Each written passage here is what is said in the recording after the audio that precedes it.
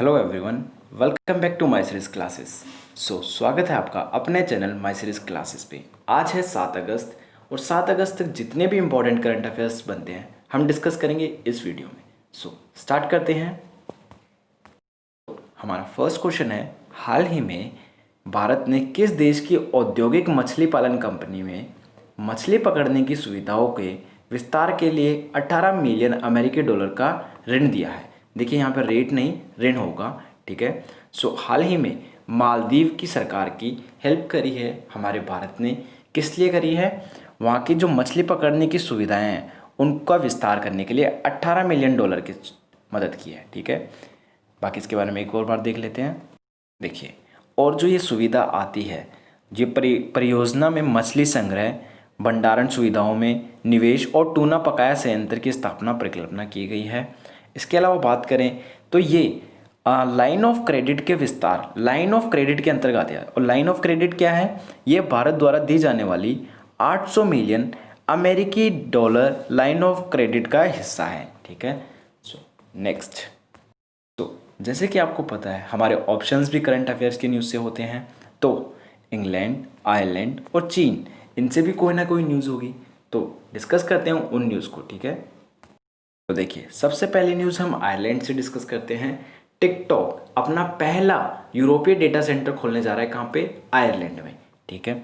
इससे आयरलैंड में क्या फ़ायदा होगा? सैकड़ों नई नौकरियां पैदा करेगा, तेज़ी से लेडिंग समय सक्षम करेगा और यूरोपीय उपयोगकर्ता डेटा को सुरक्षित रूप से संग्रहित करेगा। अगर बात करें टिकटॉक की, तो ये चाइना की कंपनी है। चीन की बाइट डांस के स्वामित्व वाला टिकटॉक आयरलैंड में 420 मिलियन यूरो के निवेश के साथ अपना पहला यूरोपीय डेटा सेंटर खोलने की योजना बना रहा है। आयरलैंड की बात करें तो आयरलैंड डेटा केंद्रों के लिए यूरोप का सबसे बड़ा केंद्र है और प्रमुख प्रौद्योगिकी कंपनियों का संचालन करता है। ये न्यूज़ थी आयरलैंड से। आगे बढ़ते हैं। इसके अलावा बात करते हैं इंग्लैंड की। तो देखिए, इंग्लैंड की न्यूज़ में है, इंग्लैंड के एक खिलाड़ी है, कौन? Eoin Morgan. ये कौन है? ये एक क्रिकेट के इंग्लैंड के कप्तान हैं।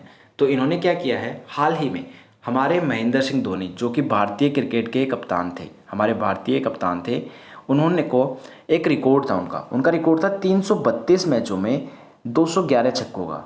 तो इन्होंने क्या करा है, 163 मैचों में 211 छक्के का रिकॉर्ड हासिल कर लिया है। तो ये अभी अंतर्राष्ट्रीय क्रिकेट में सर्वाधिक छक्के लगाने वाले कप्तान बने हैं। कौन बने हैं?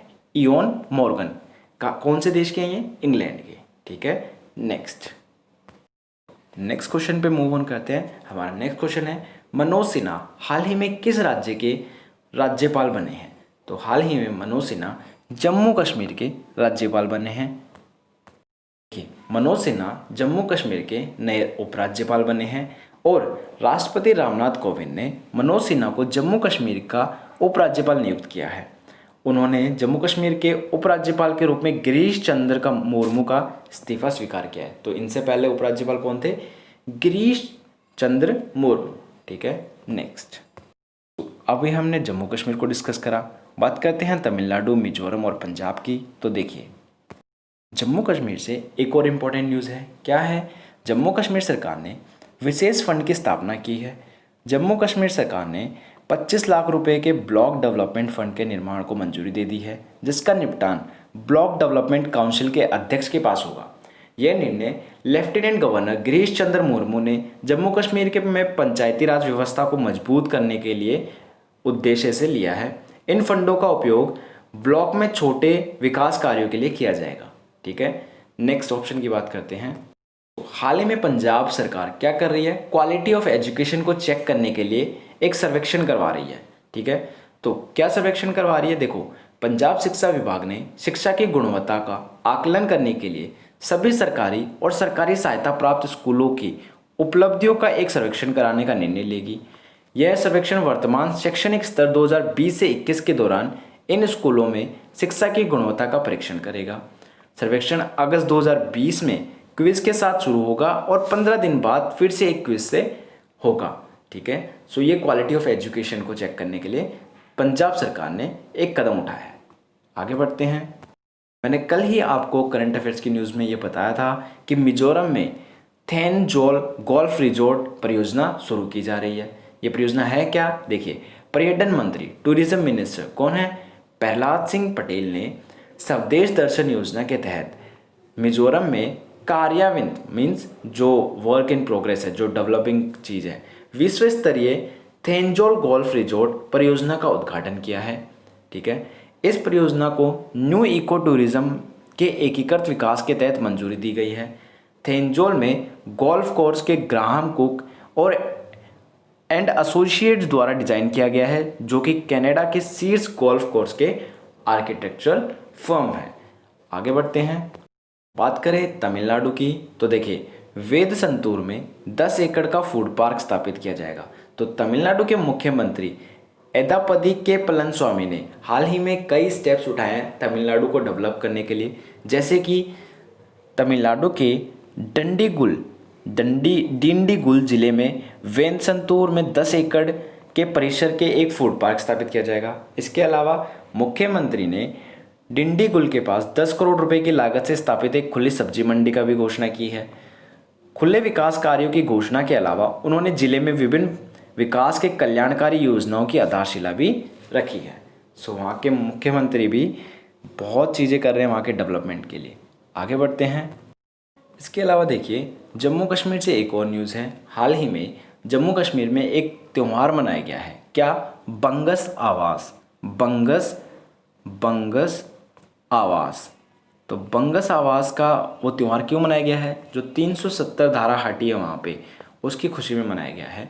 ठीक है, तो पहले जम्मू और कश्मीर क्या था? एक ही वो था, अब उसको 2 यूनियन टेरिटरी बना दिया गया अलग अलग। आगे बढ़ते हैं, देखिए हाल ही में सेबी के नए अध्यक्ष के रूप में किसे नियुक्त किया गया है? तो हाल ही में अजय त्यागी, जो कि पहले से सेबी के अध्यक्ष थे, लेकिन अभी क्या कर दिया गया है, उनको कार्यकाल को 18 महीने के लिए बढ़ा दिया गया है। बात करें सेबी की, तो सेबी की फुल फॉर्म होती है security exchange board of India, और इसकी स्थापना हुई थी 12 अप्रैल 1992 में।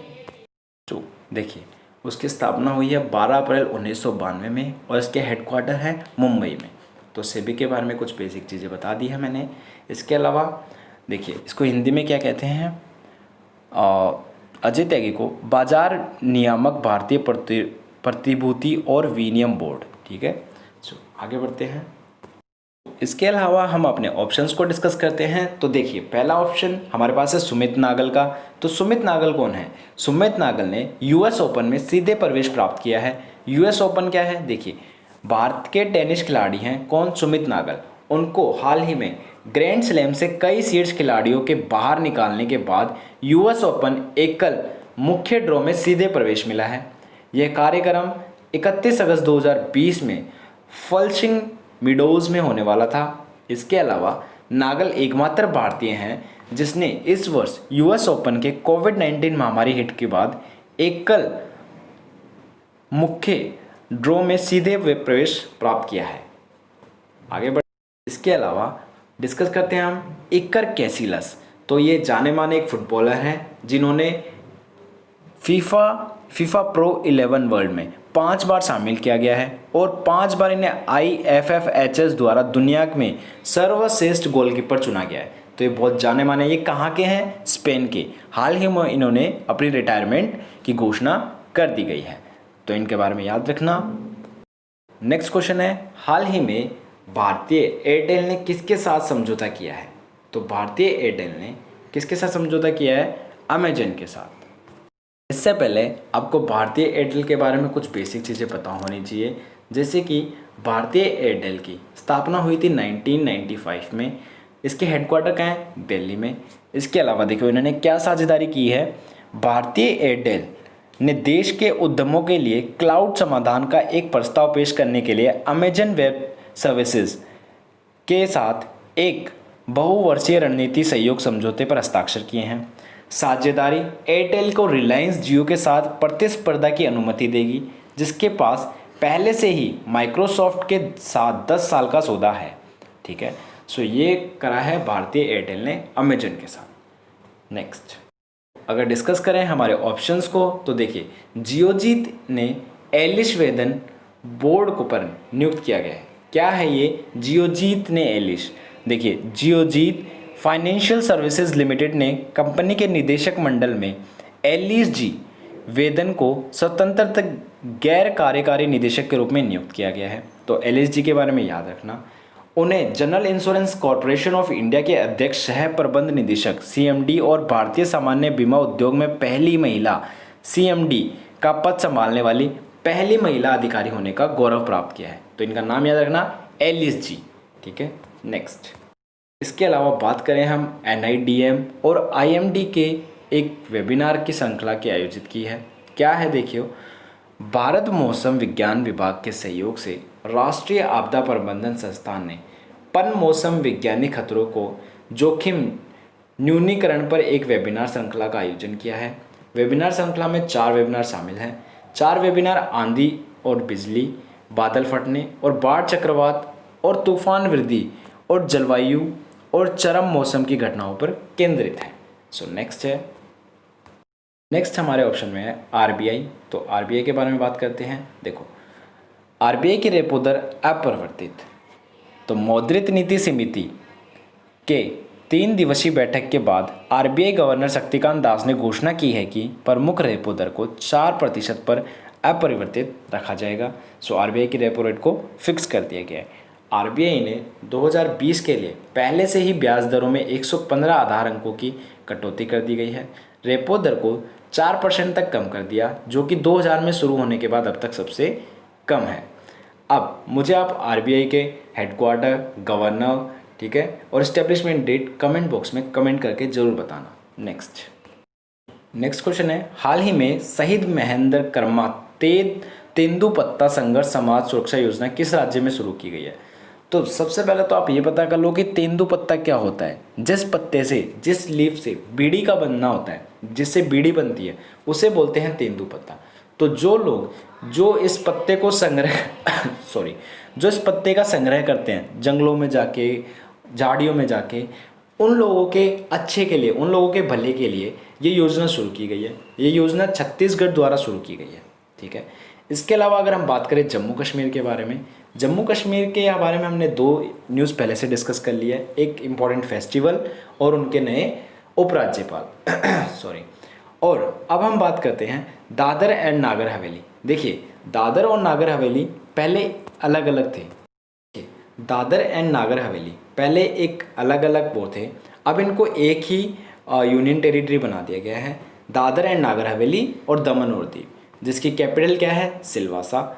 सो इससे क्या न्यूज़ है, हाल ही में एक ऐप लॉन्च किया गया है। ऐप का नाम है ई ज्ञान मित्र मोबाइल ऐप। ई ज्ञान मित्र मोबाइल ऐप।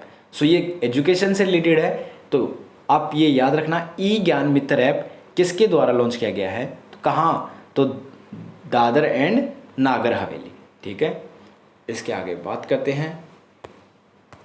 नेक्स्ट क्वेश्चन है, हाल ही में विलियम क्रिक इंग्लिश का निधन हुआ है। वह क्या थे? तो वह एक वैज्ञानिक थे। इनका नाम याद रखना, थे विलियम्स। ठीक है, इन्होंने माउस की खोज की थी। किसकी? माउस की खोज की थी। नेक्स्ट क्वेश्चन है, हाल ही में हिरोशिमा दिवस कब मनाया गया? तो 6 अगस्त को मनाया जाता है हिरोशिमा दिवस। इससे पहले आपको ये पता होना चाहिए कि हिरोशिमा दिवस है क्या। तो देखिए, हुआ क्या था, 6 अगस्त 1945 को अमेरिका ने सेकेंड वर्ल्ड वॉर के टाइम पे जापान पर बम गिराए थे, परमाणु बम। ठीक है, उसका नाम क्या है, लिटिल बॉय। देखिए, 2 चीज़ें इंपॉर्टेंट हैं। 6 अगस्त 1945 को हिरोशिमा और नागासाकी पर बम गिराए गए थे। हिरोशिमा पर 6 अगस्त को और नागासाकी पर 9 अगस्त को। हिरोशिमा पे गिराया गया था लिटिल बॉय। ये कई बार एग्जाम में पूछा जाता है कि परमाणु बम का नाम क्या था। और 9 अगस्त को नागासाकी पे गिराया था, उसका नाम था फैट मैन। क्या था? Fat man. ठीक है, सो 9 अगस्त को नागासाकी पे और 6 अगस्त को इस पे हिरोशिमा पे। और ये दोनों है कहाँ? जापान में। गिराए किसने थे? अमेरिका ने। किस टाइम पे? सेकेंड वर्ल्ड वॉर के टाइम पे। ठीक है, अगर जापान की बात करें तो जापान की कैपिटल क्या है? टोक्यो। वहाँ की करेंसी क्या है? येन। और वहाँ की अभी प्राइम मिनिस्टर कौन है? Shinzo Abe. ठीक है, सो देखिए, तो ये मनाया गया है 6 अगस्त को। ठीक है, नेक्स्ट है रो, a history of India's covert operation. यह एक पुस्तक है, किसके द्वारा लिखी गई है? तो ये लिखी गई है यतीश यादव द्वारा। सो ये देखिए, यतीश यादव के द्वारा एक बुक लिखी गई है, रो a history of Indians covert operations. ठीक है, सो आगे बढ़ते हैं। इसके अलावा अगर बात करें गजेंद्र सिंह शेखावत की, तो देखिए स्वच्छ भारत क्रांति हाल ही में एक पुस्तक लॉन्च की गई है, जिसके अंदर गजेंद्र सिंह शेखावत, स्मृति ईरानी, ठीक है, इन सब का हाथ था। ठीक है, देखिए स्वच्छ भारत क्रांति पुस्तक लॉन्च की गई है। परमेश्वर अय्यर द्वारा संपादित पुस्तक द स्वच्छ भारत रिवॉल्यूशंस का हिंदी में अनुवाद किया गया है और इसे स्वच्छ भारत क्रांति के रूप में प्रकाशित किया गया है। सो पहले ये पुस्तक थी द स्वच्छ भारत रिवॉल्यूशन, उसको हाल ही में हिंदी में अनुवाद करके उसको टाइटल दिया गया है स्वच्छ भारत क्रांति। और इसमें कौन कौन शामिल थे? तो केंद्रीय जल मंत्री गजेंद्र सिंह शेखावत, केंद्रीय कपड़ा और महिला और बाल विकास मंत्री स्मृति ईरानी। और इसको लॉन्च कहाँ गया है? नई दिल्ली में। देखिए अमेरिका से एक बहुत इंपॉर्टेंट न्यूज़ है। क्या है? अमेरिका के पहले अश्वेत एयरफोर्स प्रमुख, मतलब नून वाइट, राष्ट्रपति डोनाल्ड ट्रंप ने 4 अगस्त 2020 को वायुसेना के पहले अश्वेत chief of staff general Charles Q Brown की शपथ ग्रहण की मेजबानी की है। देखिए ये शामिल हुए हैं अमेरिका की सेना में। और उपराष्ट्रपति माइक पेंस ने ब्राउन को पद की शपथ दिलाई, जिसकी पुष्टि सीनेट ने जून 2020 में 98-0 मत से की थी। ठीक है, सो एक और न्यूज़ है, भावेश गुप्ता पेटीएम के ऋण देने वाले व्यवसाय के सीईओ बने हैं। 197 कम्युनिकेशन लिमिटेड के जो पेटीएम का संचालन करती है ने भावेश गुप्ता को अपने ऋण देने वाले व्यवसाय का मुख्य कार्यकारी अधिकारी के रूप में नियुक्त किया गया है। तो भावेश गुप्ता का नाम याद रखना। इसके अलावा निप्पॉन लाइफ इंडिया AMC, जिसे पहले रिलायंस निप्पॉन लाइफ AMC के नाम से जाना जाता था, ने Nippon India multi asset fund launch किया है। यह एक ओपन एंडेड स्कीम है जो अपनी संपत्ति का 50% भारतीय इक्विटी में, 20% अंतर्राष्ट्रीय इक्विटी में और 15% वस्तुओं में शेष ऋण और धन बाजार साधन में निवेश करेगी। देखिए इंडिको को सिजोफ्रेनिया के लिए US FDA की अनुमति मिली है। क्या है ये? इंडिको रेमेडीज़ को ओल्जापाइन गोलियों के लिए अमेरिकी स्वास्थ्य नियामक से मंजूरी मिल गई है, जो कि सिजोफ्रेनिया और द्विध्रुवीय विकार के उपचार में उपयोगी होगी। सो ये थे आज के important current affairs. I hope so आपको वीडियो अच्छी लगी होगी। आज मैं थोड़ा लेट हो गया अपलोड करने में, इसी वजह से आज थोड़ी चीज़ें लाइक डिसबैलेंस ही हो गई है, आगे पीछे चीज़ें हो चुकी हैं। ठीक है, सो आज की वीडियो में थोड़ी अगर आपको अजीब से लगे तो कोई नहीं, बाकी कल से हम वैसे ही नॉर्मली डिस्कस करेंगे। So thank you so much, have a nice day.